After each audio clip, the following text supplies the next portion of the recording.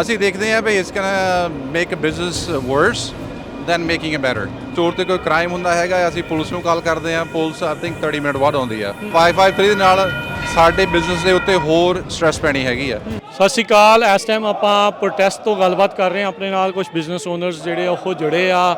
SB 553 bill ਦੇ ਉਲਟ ਇਹ ਪ੍ਰਦਰਸ਼ਨ ਕਰਨ ਦੇ ਲਈ ਇਹ ਦੂਸਰਾ ਪ੍ਰਦਰਸ਼ਨ ਆ। ਪਹਿਲਾਂ 16 ਤਰੀਕ ਨੂੰ ਹੋਇਆ ਸੀ, ਫਿਰ ਹੁਣ ਇਹ 31 ਤਰੀਕ ਨੂੰ ਰੱਖਿਆ ਗਿਆ।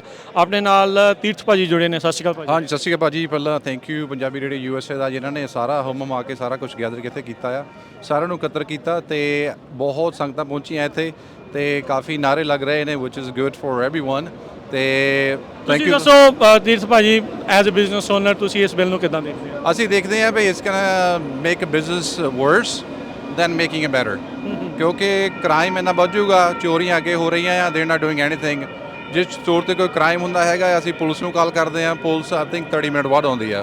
ਜਦ ਤੱਕ ਤਾਂ ਕ੍ਰਾਈਮ ਵਾਲਾ ਕਰਕੇ ਭੱਜ ਜਾਂਦਾ ਹੈਗਾ।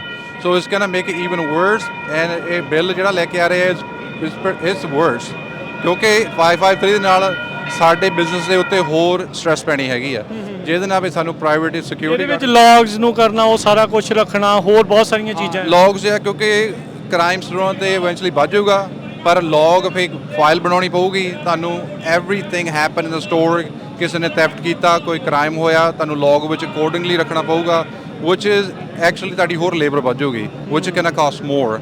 ਤੇ ਜੇ ਤੁਸੀਂ ਲੌਗ ਨਹੀਂ ਰੱਖਦੇ, ਫੇਲ ਹੁੰਦੇ ਆ, ਤੁਹਾਨੂੰ $18,000 fine first time, that's first citation, second time is 25,000 and so on.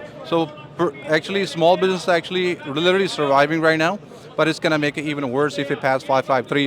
so ਮੈਂ ਸਾਰਿਆਂ ਨੂੰ ਇਹੀ ਕਹਿਣਾ ਵੀ ਇਹਦੇ ਅਗੇਂਸਟ VOTING ਕਰੋ ਤੇ 553 is a killer for small businesses. ਸੋ ਆਮ ਬੰਦੇ ਤਾਂ ਆਪਾਂ ਵੋਟ ਨਹੀਂ ਕਰ ਸਕਦੇ ਇਸ ਚੀਜ਼ ਦੇ ਉੱਤੇ। ਆਪਾਂ ਜਿਹੜੇ ਚੁਣ ਕੇ ਘੱਲੇ ਆ ਉਹ ਉੱਥੇ ਗਏ ਆ, ਪਰ ਉਹ ਸੁਣਦੇ ਪਏ ਆ, ਉਹਨਾਂ ਨੂੰ ਹੁਣ ਸੁਣਾਵਾਂਗੇ। ਅੱਜ ਸੁਣਿਆ ਉਹਨਾਂ ਨੇ, ਅੱਜ ਉਹਨਾਂ ਦੇ ਡੋਰਾਂ ਦੇ ਬਾਹਰ ਸਾਰੇ ਨਾਅਰੇਬਾਜ਼ੀ ਹੋ ਰਹੀ ਆ, which is really good and they are looking through the windows what's happening downstairs, and ਸਾਰੇ ਭੈਣ ਭਰਾ ਇੱਥੇ ਇਕੱਠੇ ਹੋਏ ਹੈਗੇ ਆ ਤੇ ਹੋਰ ਨਿਊਜ਼ ਵਾਲੇ ਵੀ ਆਏ ਹੈਗੇ ਆ, which is we're spreading the word through the whole United States, which is really good. ਸੋ ਸਾਰਿਆਂ ਨੂੰ ਇਹ ਕਹਿੰਦੇ ਪਏ ਬਿਜ਼ਨਸ ਨੂੰ SB 553 ਨੂੰ ਨੋ ਕਰੋ ਤੇ ਸਮਾਲ ਬਿਜ਼ਨਸ ਨੂੰ ਪ੍ਰਮੋਟ ਕਰੋ। ਸੋ ਆਪਾਂ ਇਹ ਵੀ ਦੇਖਿਆ, ਬੜੀ ਖਿੱਚੋਤਾਣ ਵੀ ਚੱਲੀ। ਪ੍ਰੋਟੈਸਟ ਜਦੋਂ ਹੋਣਾ ਸੀ, ਉਹਨੂੰ ਲੈ ਕੇ ਬੜਾ ਕੁਝ ਉੱਤੇ ਥੱਲੇ ਵੀ ਜਿਹੜਾ ਹੁੰਦਾ ਰਿਹਾ, ਉਹਨੂੰ ਕਿੱਦਾਂ ਦੇਖਦੇ ਆ? ਕੀ ਤੁਹਾਨੂੰ ਇਦਾਂ ਲੱਗਦਾ ਵੀ ਕੁਝ ਆਪਣੇ ਬੰਦੇ ਇਸ ਨੂੰ ਨਹੀਂ ਸੀ ਹੋਣ ਦੇਣਾ ਚਾਹੁੰਦੇ? Actually we don't know what's the reality, ਪਰ ਹੋ ਵੀ ਸਕਦੇ ਆ ਵੀ ਸਾਰਿਆਂ ਦੇ ਆਪੋ ਆਪਣੇ ਓਪੀਨੀਅਨਸ ਹੈਗੇ ਆ, ਕਈ ਇਹਦੇ ਅਗੇਂਸਟ ਹੈਗੇ, ਕਈ ਇਹਦੇ ਫੇਵਰ 'ਚ ਹੈਗੇ ਆ। ਪਰ SB 553 ਦੇ ਹੱਕ 'ਚ ਵੀ ਆ ਕੋਈ? ਆਈ ਥਿੰਕ ਮਾਈ ਵੀ ਜਿਹੜੇ ਤੁਸੀਂ ਕਹਿੰਦੇ ਲੱਤਾਂ ਖਿੱਚਦੇ ਆ, ਸੋ ਨੈਵਰ ਨੋ ਵੀ ਕਿੱਦਾਂ, ਹਰੇਕ ਦੇ ਆਪੋ ਆਪਣੇ ਓਪੀਨੀਅਨ ਹੈਗੇ ਆ। ਜਿੰਨੇ ਕੁ ਲੋਕ ਦੇਖੇ, ਲੱਗਦਾ ਤਾਂ ਨਹੀਂ ਵੀ ਕੋਈ ਉਹਦੇ ਹੱਕ 'ਚ ਹੋਊਗਾ। ਨਹੀਂ, ਉਹਨਾਂ 'ਚੋਂ ਤਾਂ ਕੋਈ ਨਹੀਂ। we have more than like 3,000 people gathered here. ਕਾਫੀ ਅੱਜ ਰਸ਼ ਸੀਗਾ, which is really good for everyone, ਕਿਉਂਕਿ ਇਹਨਾਂ ਨੂੰ ਪਤਾ ਲੱਗ ਗਿਆ ਵੀ ਕਿੰਨੇ ਬੰਦੇ ਅਗੇਂਸਟ ਆ ਇਹਦੇ।